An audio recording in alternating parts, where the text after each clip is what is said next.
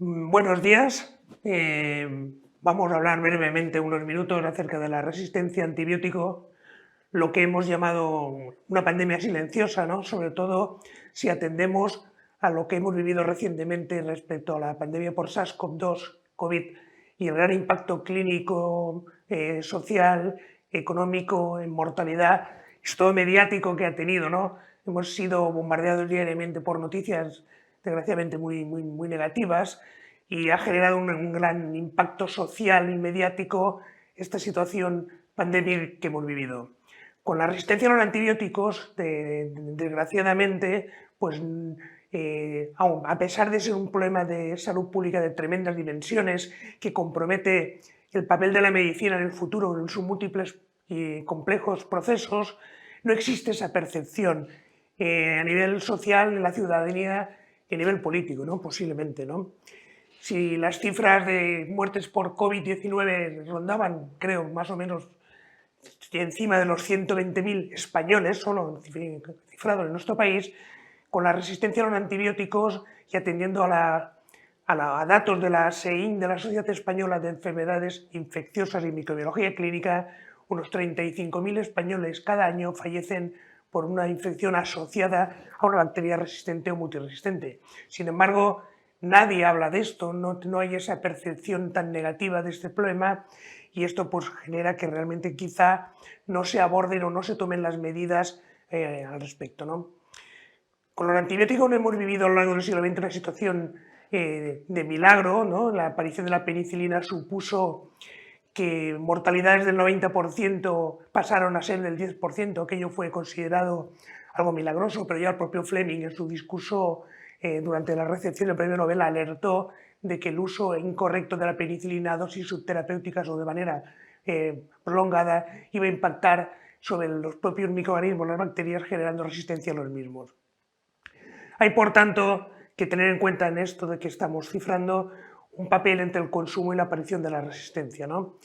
Aproximadamente en humanos el 50% de las prescripciones de antibióticos son incorrectas, y entre el 20 y el 30% de los pacientes hospitalizados reciben un antibiótico. En el mundo animal, en las granjas a nivel veterinario, también hay un gran abuso de antibióticos, que va disminuyendo con fines de metafilaxis preventivo a dosis subterapéuticas y por periodos prolongados. Por tanto, lo que hemos constatado durante el siglo XX y ya en el siglo XXI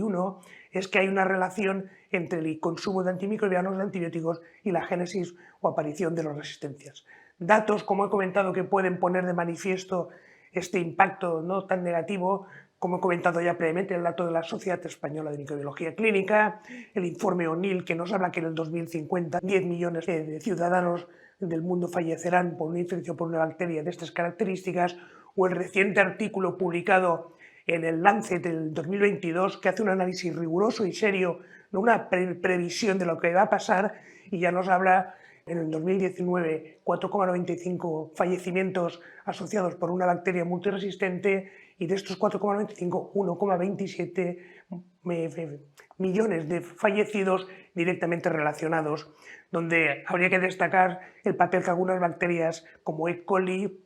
Klebsiella pneumoniae, Staphylococcus aureus, neumococo, Pseudomonas aeruginosa o Acinetobacter tienen en esta coyuntura, destacando las infecciones respiratorias como primera causa. Como siempre ocurre en estas cifras y en estas situaciones, los países del tercer mundo, en concreto África, el Sáhara y todo el cinturón que rodea esta región, salen los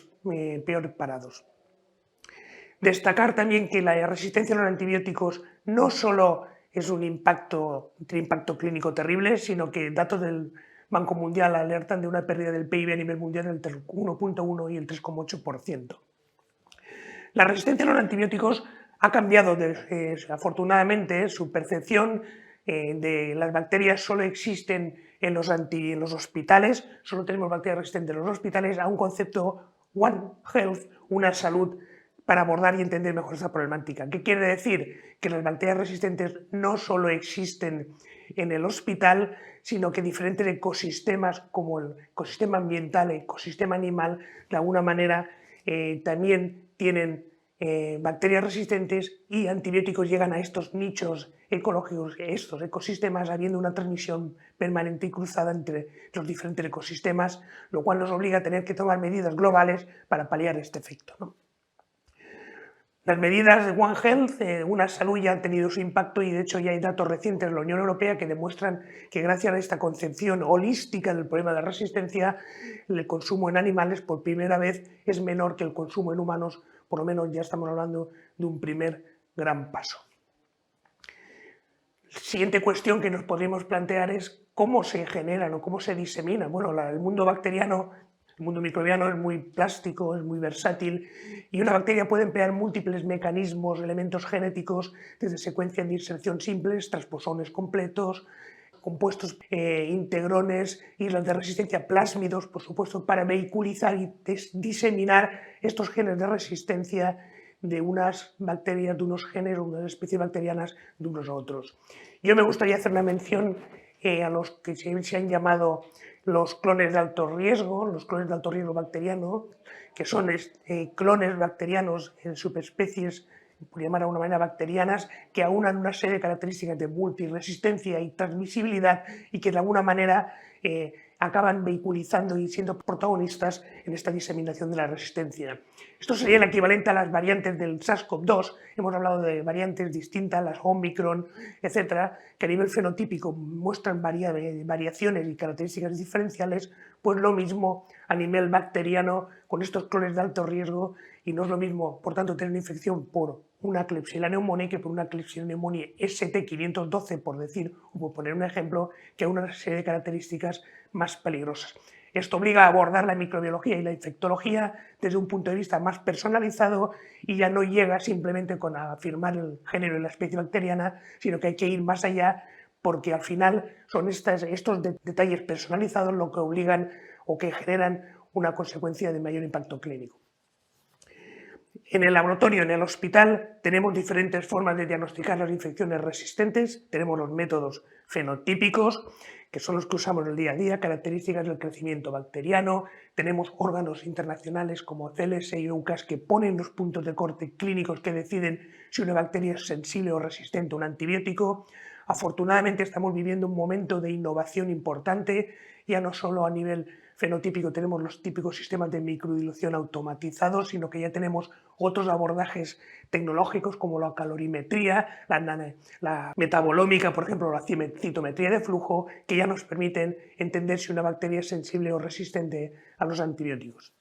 Tenemos los métodos moleculares o protómicos, que también se usan en el día a día en un hospital, donde nos permite detectar o bien productos determinados de un antibiótico o bien los genes responsables de esta resistencia, y han permitido un gran avance, han dotado de gran celeridad en el diagnóstico de una bacteria resistente. Nos dice el CDC que hay 4 pilares básicos para luchar contra la resistencia a los antibióticos: el control de la infección, los programas de control de antibióticos, los programas PROA, el diagnóstico temprano, de ahí la importancia del diagnóstico hospitalario, y los programas de vigilancia o tracking de estas bacterias resistentes. Dentro de estos programas de tracking, de vigilancia, de seguimiento, tiene un papel preponderante la secuenciación genómica, que ha alcanzado cotas importantes de protagonismo con el SARS-CoV-2, ha obligado a los laboratorios de microbiología de España y del mundo a dotarse de equipos de secuenciación genómica para poder seguir y trazar y caracterizar mejor estas variantes, y esto se ha incorporado muy recientemente de una manera casi rutinaria a los laboratorios de microbiología y nos permite estudiar con mayor profundidad a estos gérmenes multiresistentes, entendiendo cómo son resistentes, cuál es el resistoma, el conjunto de genes que les dotan de estas peculiaridades, y el siguiente paso es incluso poder predecir a partir de este genoma, de este conjunto de datos de nucleótidos del ADN, cuál es el perfil de sensibilidad o resistencia, lo que sería un antibiograma, lo cual, pues bueno, aún está en los albores, está empezando, pero ya hay programas de inteligencia artificial que nos permiten deducir a partir de este gen, información genómica, cuál sería el perfil de sensibilidad o resistencia a un antibiótico. Hay programas nacionales, como la Red Labra, a nivel nacional, coordinada por el Centro Nacional de Microbiología, que integra datos de secuenciación genómica de toda nuestra península y que de alguna manera permite el seguimiento de estos clones multiresistentes a nivel nacional. Estas redes de vigilancia, Red Labra, está integrada dentro del Plan Nacional de Resistencia a Antibióticos del PRAN, lo cual pone manifiesto un interés a nivel central de la Administración de luchar contra este problema. No voy a abordar con este lapso de tiempo breve que tengo de todos los mecanismos, pero sí destacar que en estos momentos pues, preocupan las infecciones por gram negativos multiresistentes, las enterobacterias productoras de BLE o metantamasa de espectro extendido o carbapenemasas, que siguen en aumento creciente en los últimos 10 años, posiblemente a consecuencia de un uso masivo de antibióticos de cefalosporinas de tercera generación y o carbapenémicos, y bien es paradójico, bien es una buena noticia, como otras bacterias tildadas como peligrosas toda la vida, como el estafilococo aureus resistente a meticilina o la pseudomonas aeruginosa, que mantienen, a pesar de su carácter multiresistente, una cierta estabilidad y no estamos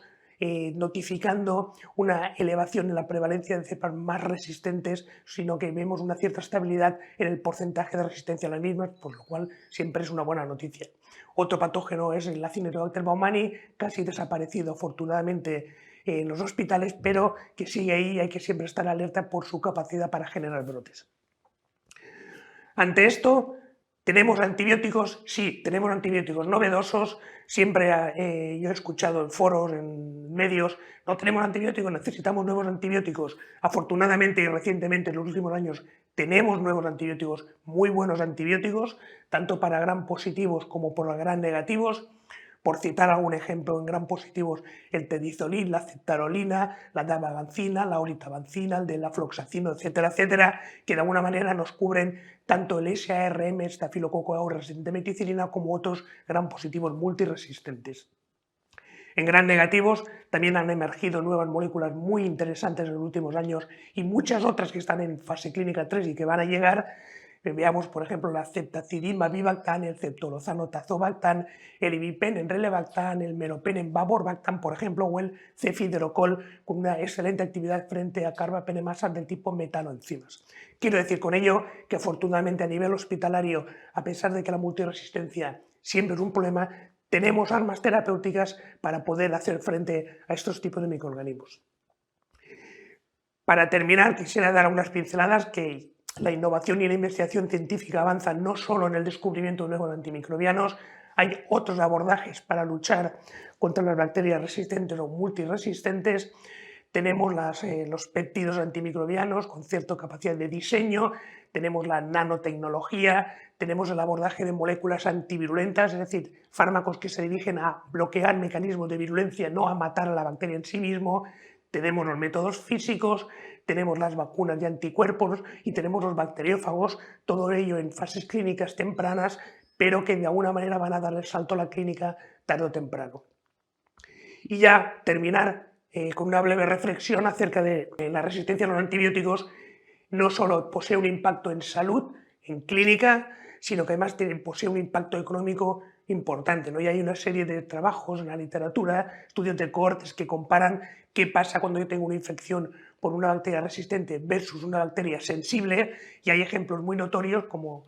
muestran que tener una bacteriemia por un estafilococo aureus resistente a meticilina respecto a la misma bacteriemia por un estafilococo aureus sensible a meticilina se traduce en un incremento en los días de hospitalización, en mayor día de tratamiento, en un mayor porcentaje de ingreso en UCI y en un coste de 1.200 euros más en el caso de la bacteria resistente respecto a la bacteria sensible, lo cual pone sobre el tapete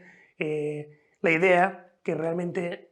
tener una infección por una bacteria multiresistente pues, genera un coste y un perjuicio para los sistemas nacionales de salud evidente. Por todo ello, creo que la resistencia a los antibióticos es un problema de salud pública de primer orden que hay que concienciar a todos, que no puede quedar como una pandemia silenciosa, sino que tiene que ponerse sobre el tapete en las mesas de la administración y en las mesas de los hospitales de los médicos facultativos, personal sanitario y de los pacientes de qué estamos hablando. Nada más, muchas gracias por vuestra atención.